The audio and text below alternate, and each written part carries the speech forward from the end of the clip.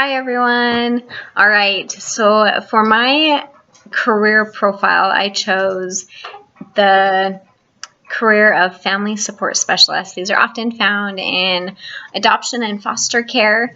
I work with a family support specialist through foster care because we do foster and we have a little foster daughter. So this naturally intrigued me as a career, so that's the career I chose. Oftentimes you will have to our companies prefer a master's degree, but it's not required by many companies. There are several companies that will accept just a bachelor's degree for that career. So the company that I personally go through and that I looked at was Human Resource Training. They are a fairly large company here in Arizona. They're very well known here. So that's why, or one of the reasons that drew us to them. We really like that they are a larger company. There's benefits and disadvantages as well to that, but that is something that we liked about it. Family support specialists often work an 8 to 5 shift. However, they are almost always on call. If a child comes in that needs to be placed, then they are right actively there involved in that process. They also are very involved with the families who are looking into becoming foster parents and their support for them. They provide counseling services. They provide interviews. They conduct interviews. They do what's called an intake interview where they assess the family and each of the members, and they try to find a good fit for foster care for both you and for the child. That way there's a lot more chance of success.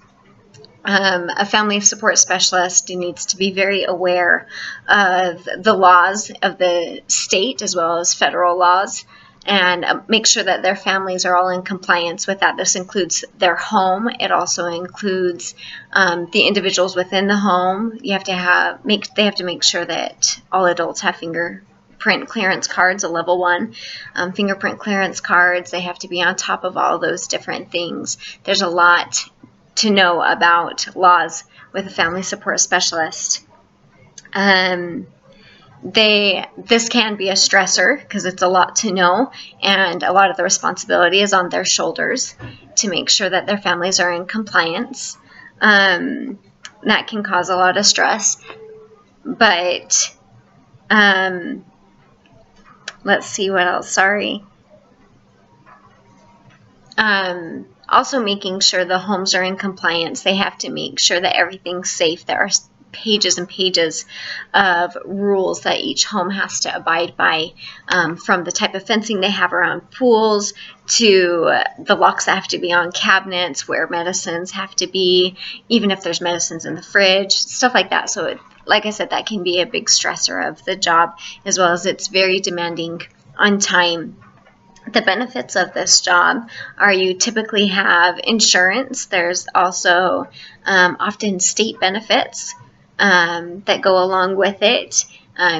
Oftentimes there's holiday pay and retirement options. I can't remember if I said paid time off. I don't think I did. Paid time off is another benefit of this job.